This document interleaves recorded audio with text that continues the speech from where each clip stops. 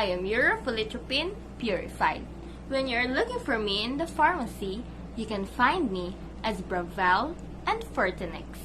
But sometimes, chemists calls me as human follicle-stimulating hormone, which gives you an overview of my chemical properties. But oops, I forgot to tell you, there are two of us. Hi, I am also a UROFOLLITROPIN Purified, and I am classified as a fertility drug, a gonadotropin, and an ovulation stimulator. So, I guess you have met my other me. Moving on, I am classified by the FDA as pregnancy category X, which means that you cannot give me to a pregnant woman, because I may help you get pregnant, but I can cause abnormalities and malformation to the growing fetus. Me, as a follicle-stimulating hormone extracted from the urine of a postmenopausal woman, my action is the same as the follicle-stimulating hormone released by the anterior pituitary. I directly stimulate the primordial follicles in the ovaries to develop and grow for ovulation, as well as to produce and release estrogen that is vital for fertilization, implantation, and to the development of fetus. I can be administered intramuscularly and subcutaneously. For my absorption rate, my plasma concentration will reach its maximum level 10 hours following my administration for both intramuscular and subcutaneous injections, though my distribution and metabolism are still unknown. But for my elimination half-life for an intramuscular administration would be 10 hours after a 7 days intramuscular administration, and for subcutaneous administration, my elimination half-life would be 15 hours following a 7-day subcutaneous administration. I am indicated to patients who previously had received pituitary suppression to stimulate follicle development, since it is the anterior pituitary who releases follicle-stimulating hormone as stimulated by the release of gonadotropin releasing hormone of the hypothalamus. Suppression of this gland will result to decrease of follicle-stimulating release, thus lesser chance of follicular growth in the ovaries. Also, I can be indicated in order to have multiple follicle development in patients undergoing in vitro fertilization. In vitro fertilization, it is a method wherein mature egg cells are collected and is fertilized by a sperm cell in a laboratory. Thus, multiple follicle development is needed in order to collect multiple mature egg cells. I may have therapeutic value, but I am still contraindicated to the following. First is to patients who are hypersensitive to me. Second is to patients with infertility problems other than ovulation problems. And I am used in caution to elderly women who are undergoing assistive reproductive technology procedures. Third is to pregnant women, since I can cause harm to the growing fetus. Fourth is to patients with high levels of FSH, since it indicates primary ovarian failure.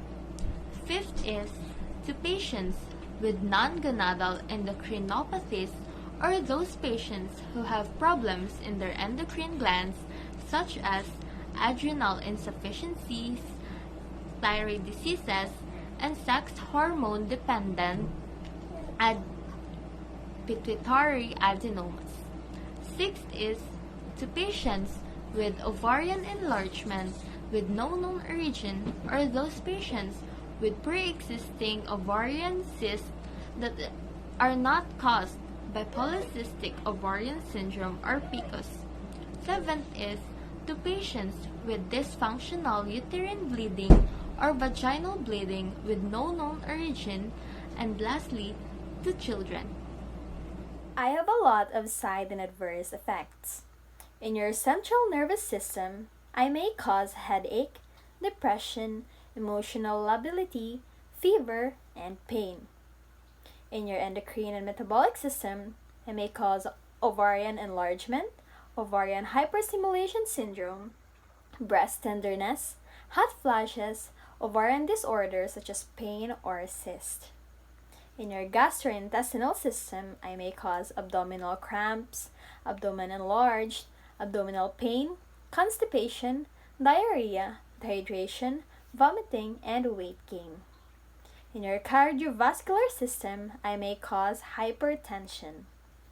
In your genitourinary system, I may cause cervical disorders, urinary tract infection, pelvic pain or cramps, uterine spasms, vaginal discharge, vaginal hemorrhage, vaginal spotting. In your neuromuscular and skeletal system, I may cause neck pain. In your respiratory system, I may cause respiratory disorders or sinusitis. And I may also cause infection, post-retrieval pain, acne, exfoliative dermatitis, rash, and injection site reaction. Now, I hope you have a better understanding about me. So, here are the list of nursing responsibilities before, during, and after my administration to your patient. Before you can administer me to your patient, first is you have to give your patient an explanation about my risk and hazards, such as multiple pregnancy, so that your patient will have a better decision making about the drug therapy she will undergo. Second is for you to assess the cause of infertility for you to ensure that I am the appropriate drug to be used. Third is to perform a complete pelvic examination for you to identify ovarian enlargement, pregnancy, and uterine problems. And lastly is for you to check the estrogen and estradiol levels in the urine for you to verify the functioning of your patient's ovaries. And now, you are ready to administer me to your patient. But during administration, you have to make sure to administer my appropriate dosage as indicated by the physician in order to ensure my beneficial effects.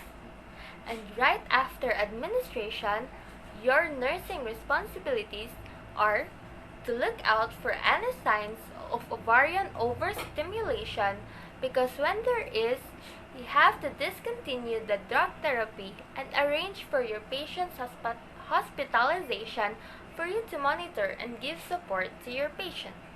Next is for you to provide a calendar treatment days, list of my adverse effects, and the proper timing to do coitus to ensure maximum therapeutic level. Third is for you to give support and encourage your client in dealing with self-esteem problems due to infertility, and to provide comfort measures that will help your patient tolerate me. And lastly, for you to educate your patient with significant knowledge about the drug therapy for your patient to have a better understanding, thus will promote better compliance to the drug therapy. So I guess that's all, and I hope you learned something, and I will see you in my next one. Bye! So that's it for this video. I hope you learned something about us, the UROFOLLITROPIN Purified. Thanks for watching!